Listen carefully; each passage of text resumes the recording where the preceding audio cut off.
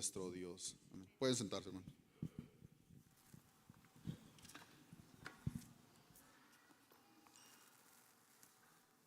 Ok. Decidí predicar en español hoy y así que veremos si fue una buena decisión o no.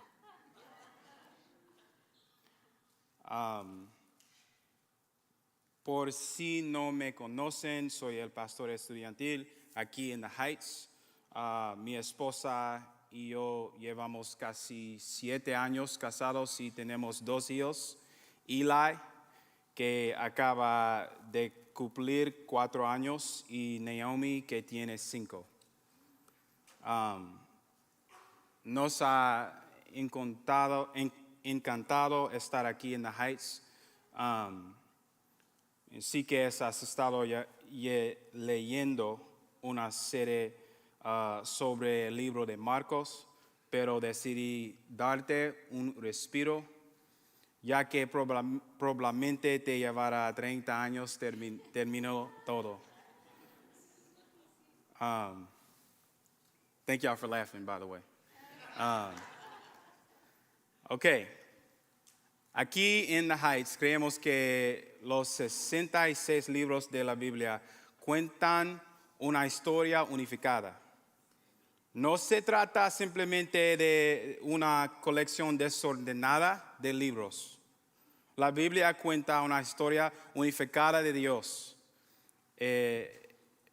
estableciendo y restaurando su reino a través de sus promesas del pacto que culmina en Cristo. No sé si lo sabes, pero la Biblia no trata sobre ti. Es para ti, pero no trata sobre ti. Esta es la idea principal en las Escrituras y de hecho de todo mi mensaje de hoy. Ok, listo. El objetivo supremo de Dios siempre ha sido habitar con su pueblo. Y debido a la humanidad pecadora, no puede morar con un Dios santo. Él mismo los restaura, los transforma y habita en ellos. ¿Ok? Hace aproximadamente un año me desperté en mitad de la noche con uno de los peores dolores que jamás haya experimentado. Claro. Bien. Okay. Give me a thumbs up or thumbs down if I'm doing bad. All right.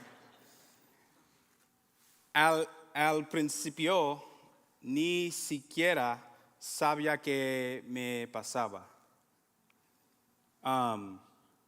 Ancianos, ustedes nos dijeron que envejecer empieza a finales de los 20. Okay, a few got it. Okay. I'm trying it out. Okay. Lo único que sabía era que me palpitaba la mandíbula. El dolor me recorrió el costado de la cara y me subía a la cabeza.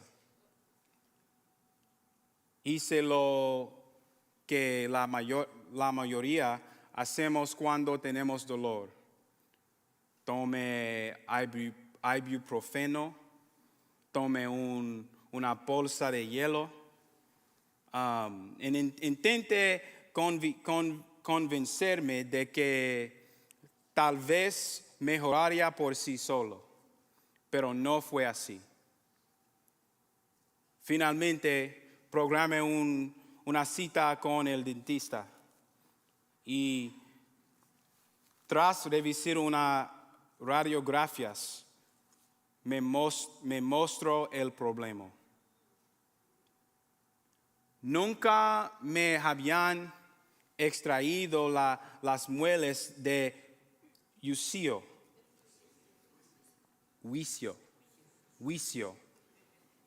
Y una de ellas había crecido en la dirección equivocada.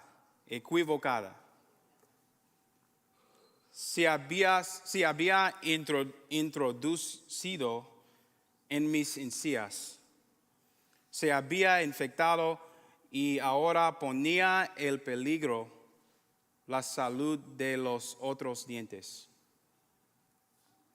Así que hace la pregunta que la mayoría de nosotros nos hacemos cuando nos enfrentamos a algo doloroso. ¿Hay algún remedio? ¿Algún medicamento? ¿Algún cura? Y la respuesta del dentista fue sencilla: no. El problema es demasiado profundo. La única solución es extraer el diente por completo. Verás, había un problema persistente que había ignorado durante demasiado tiempo. Y finalmente me alcanzó, porque no había una solución rápida para un problema profundamente arriesgado. Y me pregunto cuántos de nosotros estamos lidiando con lo mismo a nivel espiritual. ¿Sabes que algo no está bien? Sientes el dolor, sientes el vacío, sabes que algo no anda bien. Pero en lugar de pedirle a Dios que se ocupe de la raíz, buscas algo que alivie los síntomas.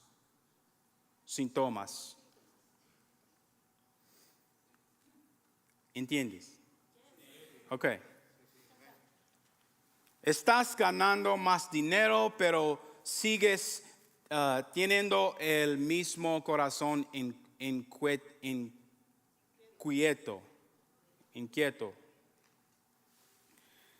Te has ido de vacaciones, pero sigues sintiendo la misma falta de intimidad. Conseguiste un nuevo trabajo, pero sigues teniendo la misma necesidad de validación o reconocimiento. Has comenzado una nueva relación, pero sigues con la misma inseguridad. Compraste una casa más grande, pero la ansiedad sigue siendo la misma. Tu calendario está lleno, pero tu alma está vacía porque estar ocupado no puede curar el sufrimiento. Incluso has estado viniendo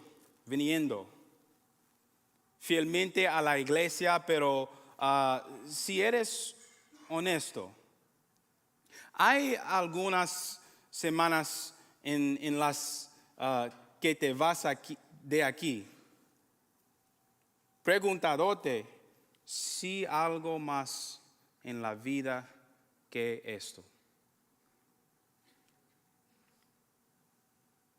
Mi preocupación hoy es que demasiados de nosotros estamos tratando de usar recursos terrenales para llenar un vacío espiritual.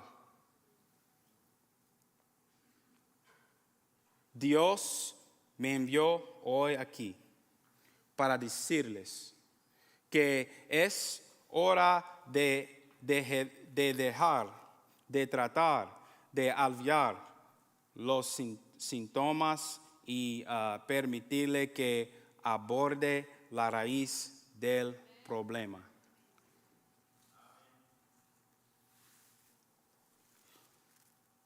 La razón por la que esas cosas nunca satisfacen del todo es porque intentan solucionar un problema para el que nunca fueron diseñadas. Esa es precisamente la situación en la que se encuentra Israel en Ezequiel 36. No necesitan un rey mejor. No necesitan un rey mejor. No necesitan mejores circunstancias. Ni siquiera necesitan otra oportunidad.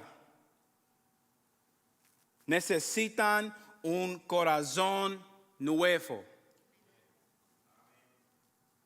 Dios no mira a su pueblo y dice, esfuérzate más. Él no dice, limpiate. Él dice, te daré un corazón nuevo. Porque el problema más profundo de nuestras vidas nunca ha estado a nuestro alrededor. Siempre ha estado dentro de nosotros. Ver la verdadera transformación comienza cuando la ilusión de que puedes arreglarlo finalmente muere. ¿Entiendes? Así que antes de entrar en el pasaje, permítanme compartirles mi idea principal.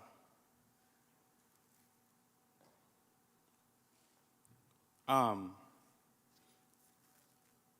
I'll read it one more time.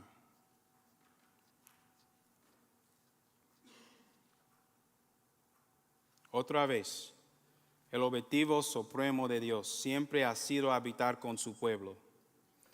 Y debido a la humanidad pecadora, no puede morar con un Dios santo. Él mismo los restaura, los transforma y habita con ellos. Ok, versículo 16. Entonces vino a mi palabra del Señor, hijo de hombre, cuando la casa de Israel habitaba en su propia tierra. Ellos mismos la contaminaron con su conducta y con sus obras, como la impureza de una mujer. En su menstruación fue su conducta delante de mí. Dios comienza recordando el momento en que permitió a Israel disfrutar del fruto de la promesa que Él cumplió. Siento que muchos de nosotros tenemos la tendencia a glorificar el pasado, pero Dios mira el pasado de Israel y recuerda los buenos tiempos, pero también recuerda sus pecados. Simplemente creo que es importante advertirte que no idealices el pasado. La realidad es que en cada generación la humanidad ha pecado contra Dios. En versículo 17 nos recuerda que Dios ve nuestro pecado pasado, presente y futuro. Dios que profanaron o contaminaron su tierra, no por lo que dijeron, sino por cómo vivieron. Israel profanó la tierra cometiendo asesinatos, inmoralidad sexual y idolatría. Dios les había advertido que no adoptarán las costumbres de los extranjeros rodeando la tierra prometida y no escucharon. En lugar de vivir como personas apartadas por Dios, eran un pueblo que se adaptaron al mundo que los rodeaba. Y la conformidad siempre lleva a la corrupción. Eso los vemos hoy en la iglesia.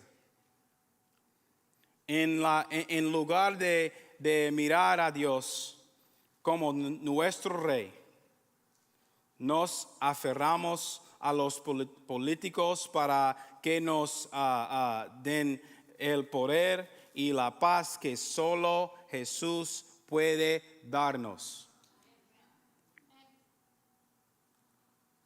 Él compara su suciedad con el ciclo menstrual de una mujer. En aquel entonces, una mujer quedaba ritualmente impura durante 7 días y tiene que separarse de todos los demás durante ese tiempo cuando estaba en su ciclo menstrual. La cuestión es que no existía ningún ritual de purificación para corregir su impureza. ¿Entiendes? Ok. Su pecado era tan generalizado que necesitaban ser purificados por Dios sí mismo. Lo mismo nos pasa a nosotros.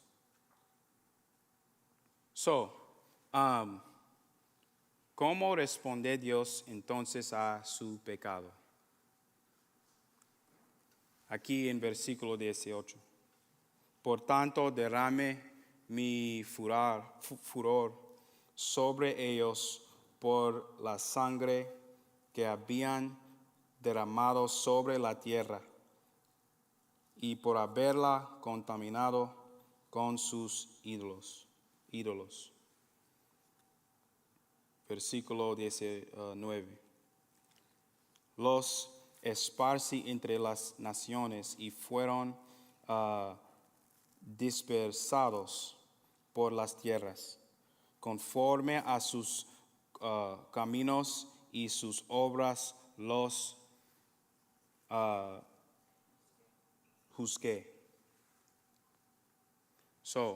Mi segundo punto es, la santidad de Dios no ignorará lo que el pecado ha contaminado.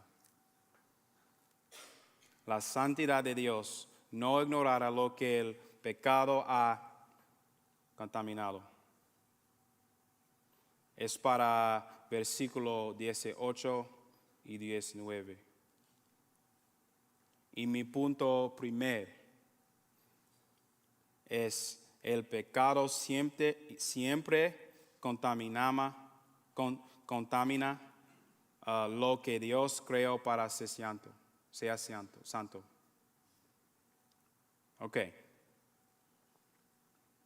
So, Dios primero derrama su ira sobre ellos, los dispersa y los juzga.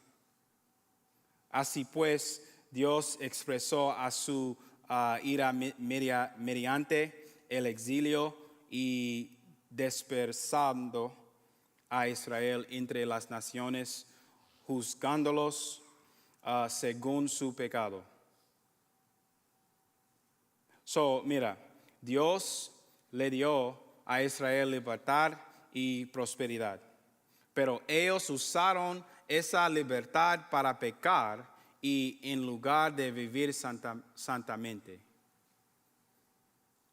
No lograron comprender que el propósito de su libertad era para su para señalar a aquel que los liberó. ¿Para qué estás usando tu libro? ¿Para qué? Porque creo que Israel nos demuestra que es posible tener libertad terrenal, pero seguir estando espiritualmente esclavizado.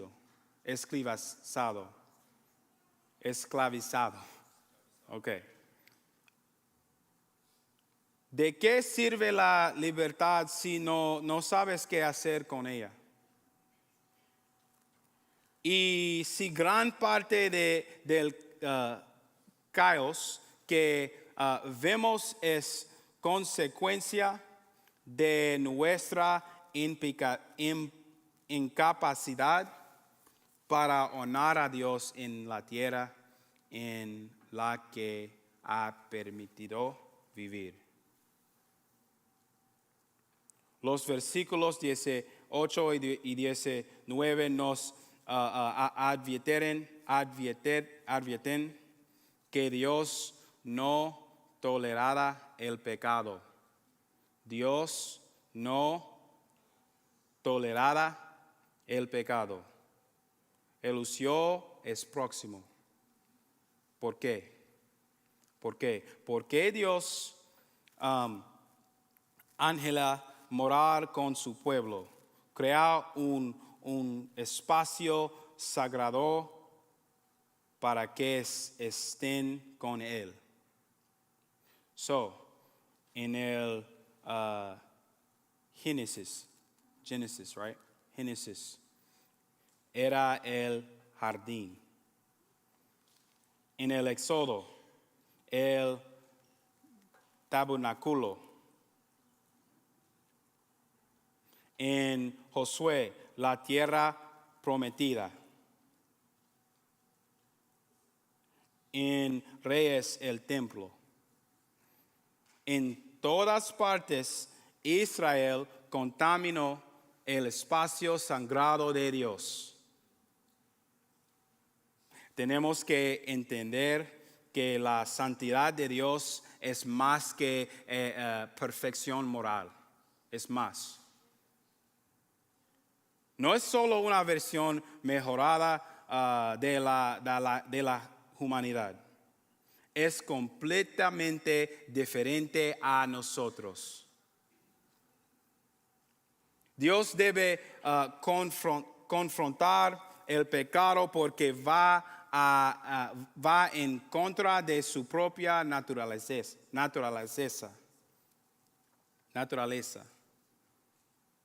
Okay? So, el pecado crea distancia.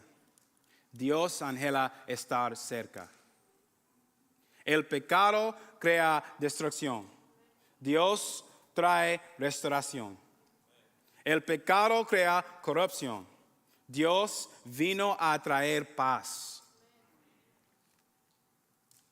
Por eso el tabernáculo tiene niveles: atrio exterior, lugar santo, lugar de reunión, espacio santo, arca, propiciatoria y gloria de Dios.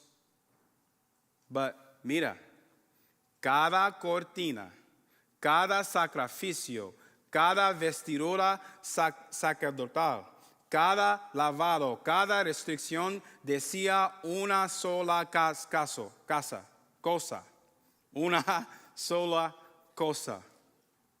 Dios es santo. Dios es santo. Israel no logró comprender repetidamente que no podían simplemente entrar a la presencia de Dios en sus propios términos. Mira, muchos de nosotros queremos el beneficio de morar con Dios, pero no lo hacemos queriendo la responsabilidad de honrarlo.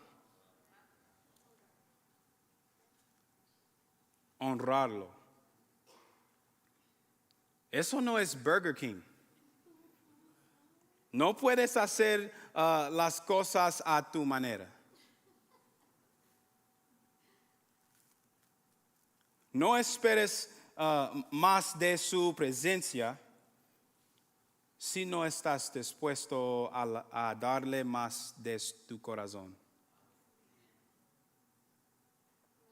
Así que la santidad de Dios no ignorará el pecado. Pero la buena noticia es que mi tercer punto es: Dios restaura a su pueblo para su gloria, no para la nuestra.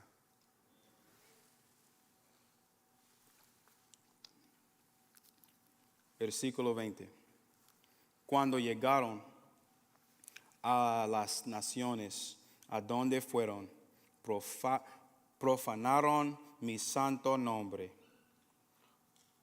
porque de ellos se decía: estos son el pueblo del Señor y han salido de su tierra.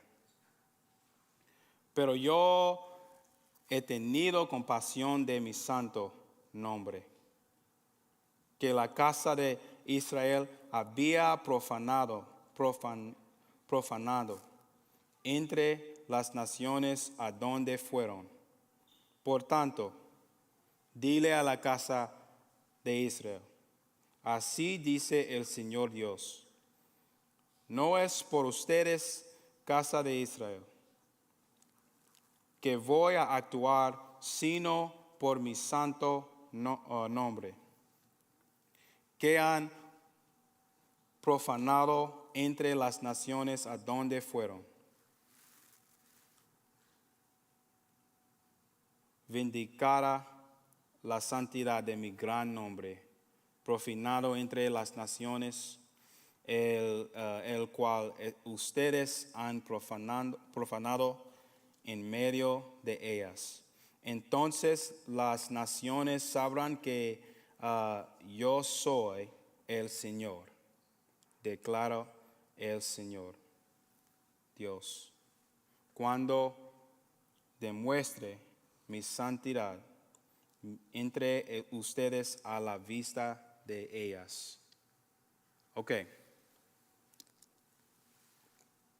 Dios los dispersó para llamar su atención. Pero en vez de eso,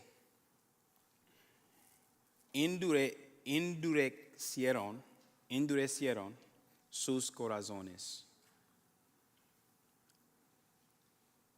Mira, Israel no podía culpar a su entorno por su pecado, porque Dios dice que pecaron en todos los lugares a los que fueron. Lo mismo nos sucede a nosotros. He vivido en distintas partes de este país, pero mis malos hábitos me persiguen. De igual modo, algunos de ustedes han emigrado a los Estados Unidos, pero han traído consigo los mismos ídolos. En otras palabras, pecaban porque quieran. Pecaban porque quieran.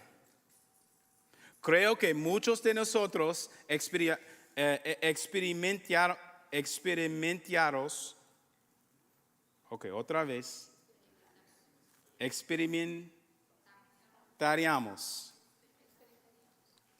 una verdadera transformación si fuéramos lo suficientemente honestos como para decirle a Dios que a veces pecamos porque queremos.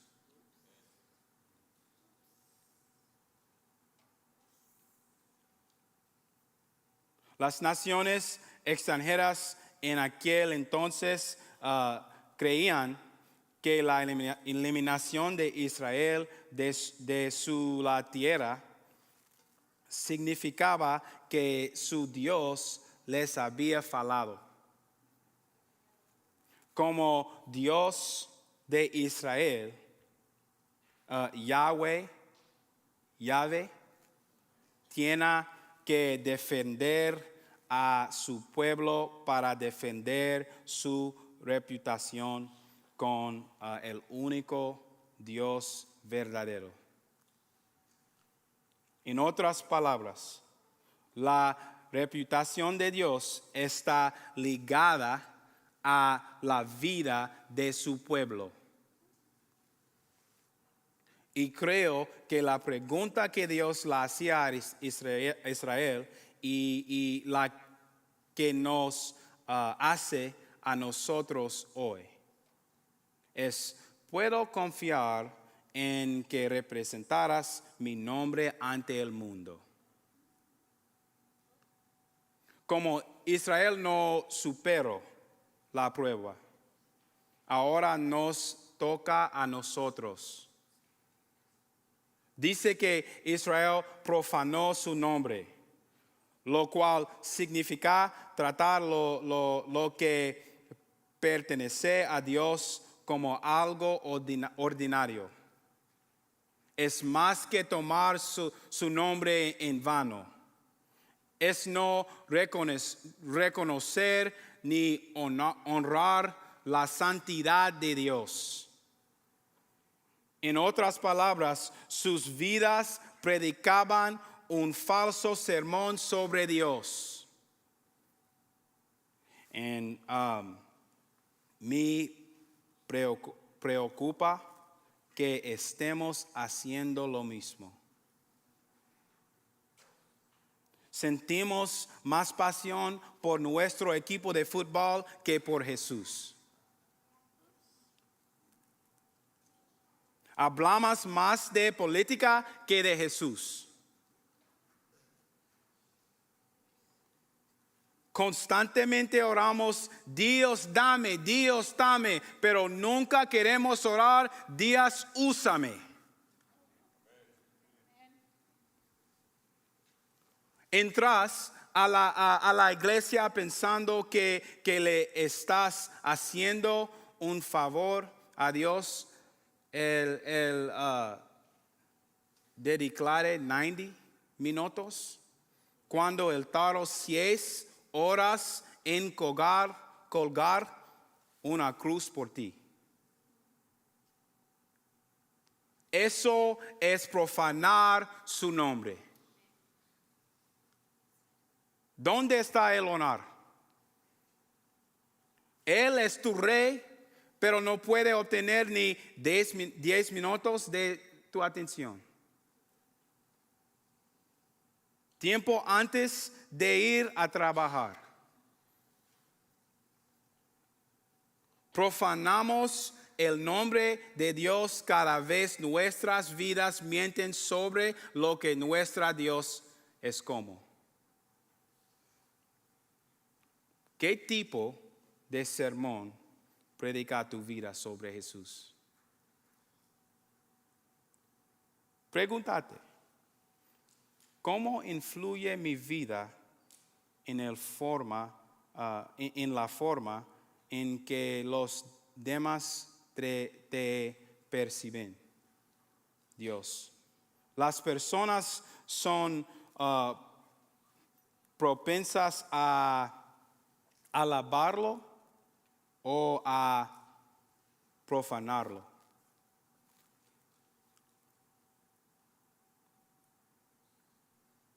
Pregúntate.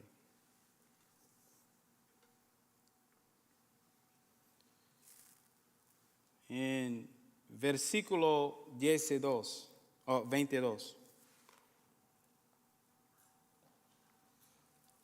Por tanto, dile a la casa de Israel, así dice el Señor Dios, no es por ustedes, casa de Israel, que voy a actuar, sino por mi santo nombre, que han profanado entre las naciones a donde fueron. Por lo tanto, significa un cambio. Dios pasa de reflexionar sobre el pasado de Israel pecado, mirando hacia adelante a los que Él hará al respecto. Ahora comienza la declaración de Dios sobre su motivo para restaurar a Israel. Se trata de santificar su nombre, no el de ellos. Si el pueblo a Dios no honra su nombre, él mismo lo hará. Dios se toma muy en serio su nombre. Dios se toma muy en serio su nombre. Muchos de nosotros queremos que Dios nos bendiga para engrandecer nuestro nombre, pero Dios es preocupado porque honremos su santidad.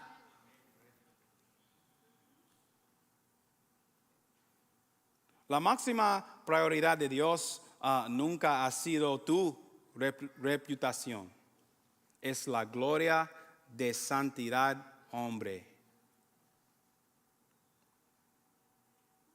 Escucho a alguien decir, ¿por qué la gloria de Dios es tan importante para él?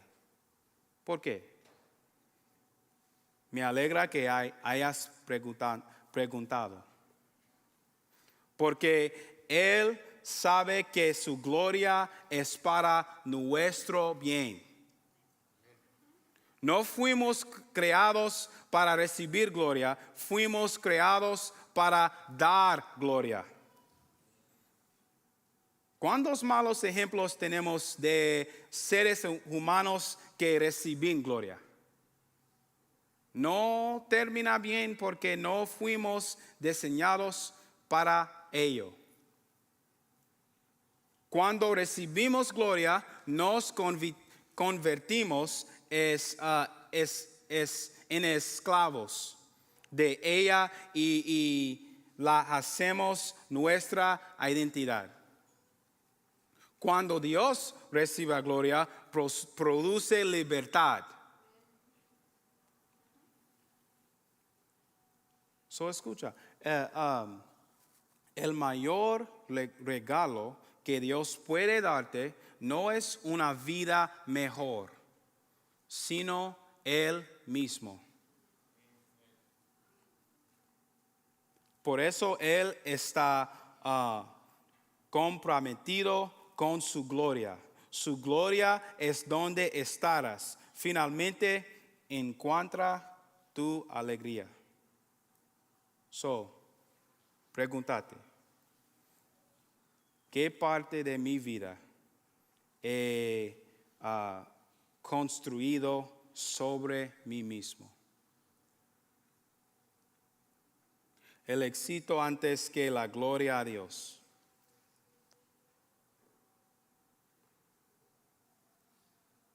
Pregúntate.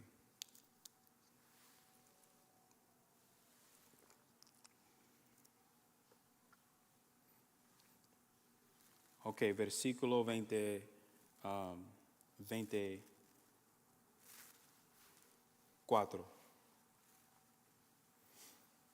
Porque los tomaré de las naciones, los recogeré de todas las tierras y los llevaré a su propia tierra. Aquí Dios comienza con la primera de varias declaraciones del tipo yo haré. Yo haré. La belleza de eso es que los versículos 16 a 21 nos hablan de lo que hizo Israel. Pero los versículos 22 a 28 nos dicen la que Dios hará. El mismo Dios que diagnostica la causa del problema es el mismo aquel que proporciona la cura. So, mi punto es, Dios transforma a las personas que restaura.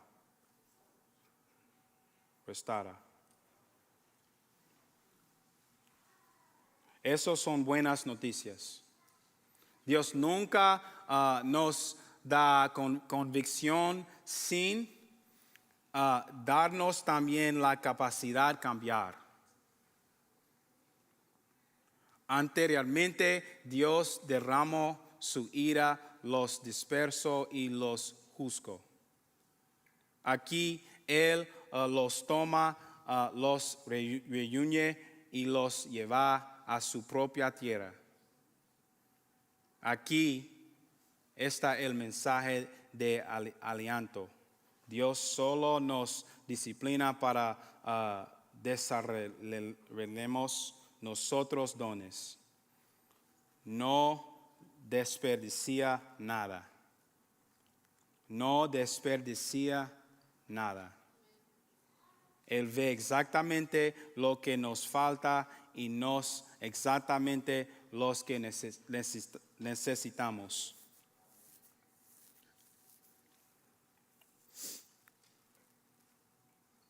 Israel no solo necesitaba un ajuste o un arreglito, necesitaba un reemplazo. Lo mismo ocurre contigo y conmigo. Algunos de ustedes estaban agotados de intentar constantemente ajustar, arreglar lo que realmente necesita su reemplazado. Y si Dios está más interesado en cambiar tu corazón que en cambiar tu situación.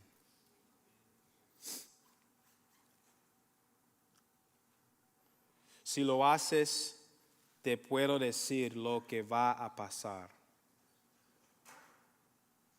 Versículo 28. El objetivo final de Dios es restaurar la comunión con el gente. Habitarán en la tierra que di a sus padres, y ustedes serán mi pueblo y yo seré su Dios. So, ¿estás listo para dejar que Dios toque y cambie y reemplace esa área de tu vida que se ha ido sin cambiar durante tanto tiempo? Sé que estás sintiendo los efectos de intentar hacerlo tú mismo. Hoy puede ser el día en que finalmente digas, ya no aguanto más los síntomas. Dios, quiero que soluciones la raíz problema. Tal vez estés aquí esta mañana cansado porque has estado intentando arreglar algo que solo Dios puede. Te invitamos a te acerques al altar y lo entregues hoy. Por favor, no te vayas aferrándote a algo de pasado. Dios quiere hacer algo nuevo en ti. Por favor, Dios te bendiga.